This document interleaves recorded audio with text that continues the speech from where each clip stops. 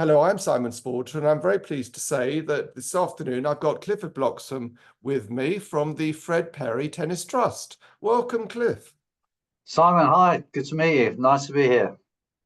So, Cliff, you're going to tell us all about yourself and also the trust. But first of all, let's start with tell us about yourself. Tell us about yourself, your background, and do you actually have an interest in tennis?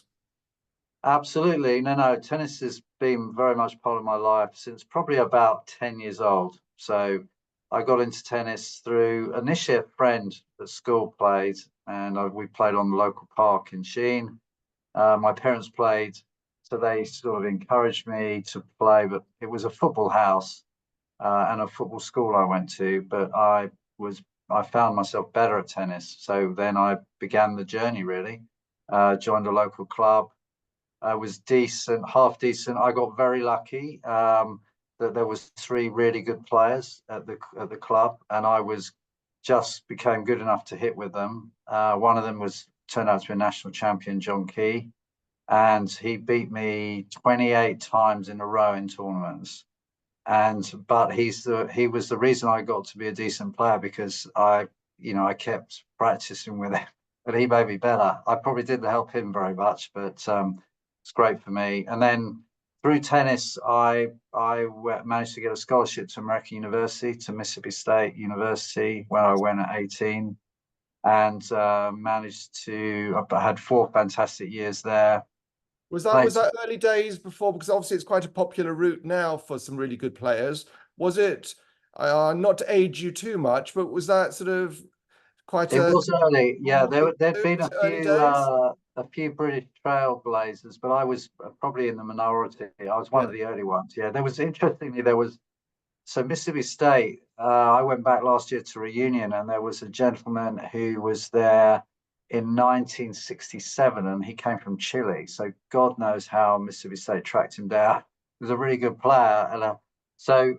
But I'd say there had been a few British players out there, but not loads. So I was probably an early adopter, yes. And you go out there not really knowing what to expect, and it was mind blowing. Even back then, for example, we had sports psychologists. We used to have a medical at the start of the season where they told us where we were going to get injured, and then they would plan a training schedule around that to make sure the injury didn't happen.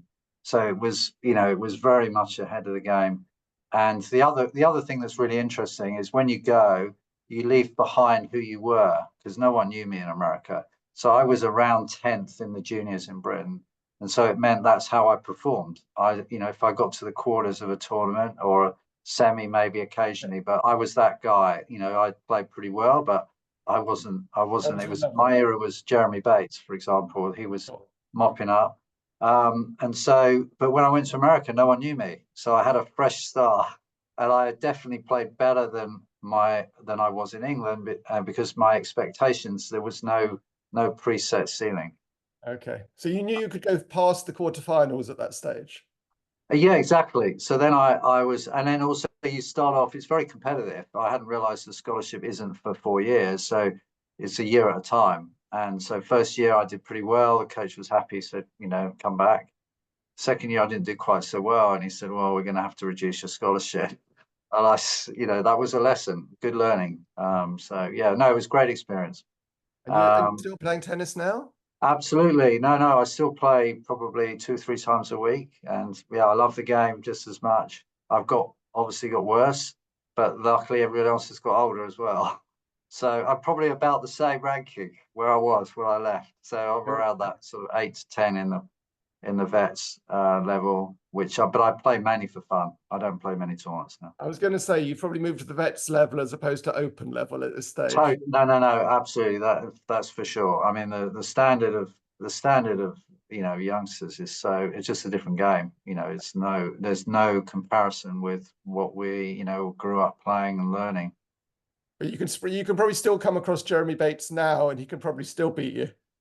Oh no, absolutely no. To be very honest, I am playing him in the club tournament, and my goal is that he respects me enough to beat me 6-love, 6-love, because then I know he's tried. He's I tried. don't Exactly. because that's that. Yeah, he was always what he. Yeah, he's too good. And but it's a pleasure to play someone like that, even if you get absolutely walloped. Exactly. So tell me about the Fred Perry Trust, Tennis Trust. How did you get involved in it, and what is it? So it's a long history. Obviously, it goes back. It was from it was a working background that I became involved. The company I worked with Fred Perry 30 odd years ago, and we started a postal tournament for them. If you remember back to those days, so we had the Fred Perry Cup, I think it was called, and it was one of the traditional postal tournaments. It went really well. The last winner was before it stopped was Katie Bolter won the under 12. So it Okay. was a good few years ago, but it stopped. And the reason it stopped was for a good reason, was because Fred Perry sponsored Andy Murray at a very young age, from around about 18 to 21. And he was really successful, and basically that took up a lot of their budget, which was a nice problem, but it meant that the junior event didn't ended. And then going back now 7 years ago, Fred Perry contacted and said, look, we want to revive the junior event, and we want to do more than that. And the reason they wanted to revive it was that they wanted, their heritage was tennis. Fred Perry, the player, was very much integral to the heritage of the brand. They wanted people to know. And they also genuinely wanted to help, because Fred Perry didn't have a very privileged background, started in the park courts. So they wanted to do a little bit of a tribute to Fred Perry, because he's still such an icon within the Yeah, can company. you And just give us, because I obviously know Fred Perry, but some of our viewers won't know who Fred Perry was. So give us 30 seconds on who he was and what he achieved. yeah, well, the thing that a lot of people know, he won Wimbledon 3 times.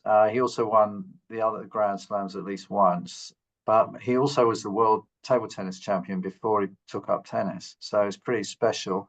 And he was a big personality. And yeah, is the sort of guy who would capture people's imagination. And he invented the clothing was, he invented the first ever sweatband. That was what he made his own sweatband out of a towel, and from there became a brand. But yeah, he's a real character. Okay, and it's obviously a world famous brand, which then supports things like the trust and therefore the tournament or tournaments that you're able to run. Tell us about the tournaments as they are now. How do you do it now? So the tournament now is the aim is again to play in parks. So it's to showcase very good young players playing in a park, which the normal kids in that park would never see. So hopefully they get inspired by these youngsters and they want to play themselves. We hold regional qualifying in 3 cities: Nottingham, Brighton, and Manchester, and national finals at Ealing, across 3 venues, with the final played at the Brenton Club, which is where Fred Perry played as a youngster. So there's a nice history. And then in tandem with the tournament is probably more important, is a free coaching program in the parks. So we're working in tandem with the LTA, where they've recommended sites that needed the least amount of refurbishment. So typically painting.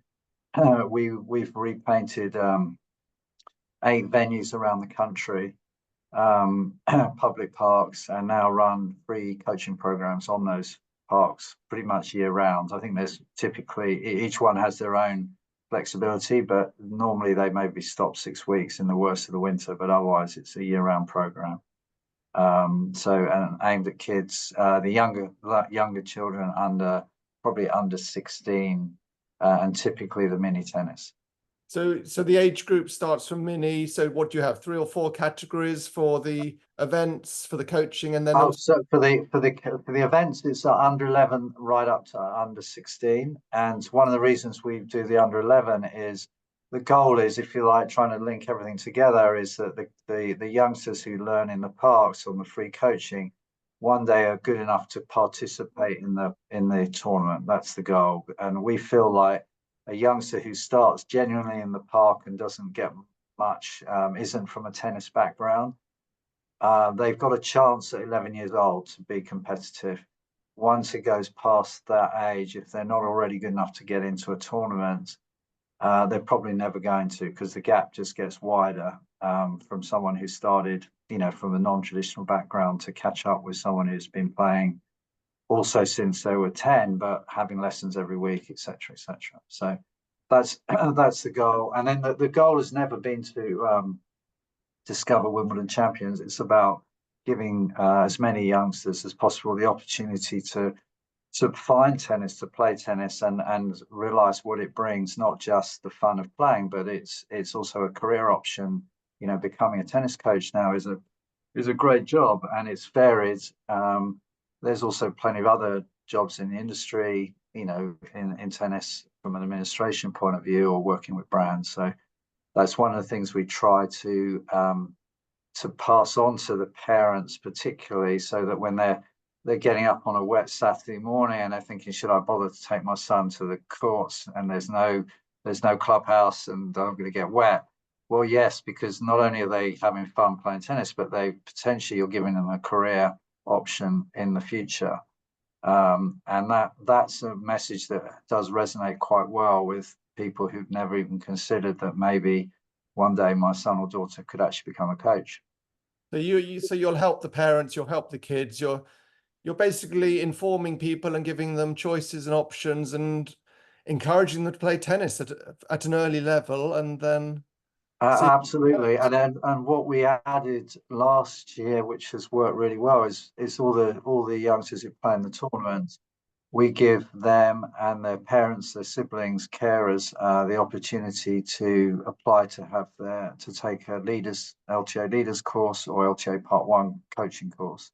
Right. And I think it was 82 last year that applied and have completed. We've got a few leaders courses to complete, but most of them now have their qualifications, and then we'll do the same this year coming. So hopefully we're creating new coaches, and in a way, if your goal is to help get more youngsters playing tennis, the best way is to create more coaches, to be honest, because Yes. coaches find youngsters, particularly when more pops tennis is coming along. There's obviously been a lot of refurbishment by the LTA, in addition to the relatively few courts that Fred Perry refurbished. But there is a career working as a coach in parks now, and quite a few more entrepreneurial coaches are making that work.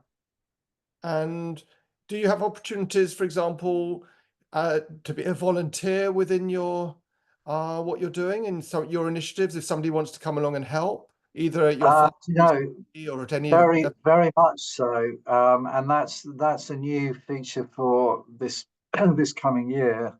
Is we have a lot of volunteers helping with the tournament, and then the goal is to try to get the volunteers, and they probably would be certainly the ones who pass, let's say, the leaders course or the Part 1 that they've just done, to give them the experience. And then also, we would also look to pay them, so as soon as it was sensible. So it would be a volunteer.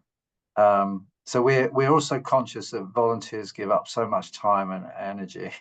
Yes. And so once you start, there should be, we're keen to compensate them if we can. So, but the goal is to get them interested and exciting and supportive. But certainly with the tournament, we've had a lot of great help. Yeah. All sounds very interesting. I can repeat it and put it up on the video later. But how do people find out more about so the Fred Perry Tennis Trust.com website has good information generally, and then also there's connections where you can follow up with questions on that website. But it's and we try to reach out as well. So anyone connected with any of the venues, which are all on the website, if they're interested, then there's ways to join those venues, and for sure we would help those people take their tennis coaching qualification, for example, if they're connected with the venue or want to help out at those venues. So the goal is, it's not all one-way traffic in terms of volunteers, because growing up with tennis, I realized that there wouldn't be tennis in this country without volunteers. So if we can elevate volunteers. That's probably what we're trying to do, recognize what they do, and that's the goal really, is to make a difference. And also we're also seeing parents as volunteers to a great extent. They're giving up a lot of their time. Yeah, exactly. And that's why the opening of the tennis qualifications to the parents of the children playing the tournament makes them feel that hopefully makes them feel like we recognize what they're doing and we want to help them if we can on their journey. Lovely. Thank you very much. I love the initiative. I love what you're doing. Thanks a lot for coming, and hopefully you'll come along again soon. Absolutely. No, thank you for the opportunity. I really appreciate it. And again, to all the members of your organization, you're doing a fantastic job. And I'm one of the people who benefited from people like you. So thank you so much. It's a pleasure. Speak soon. Bye-bye.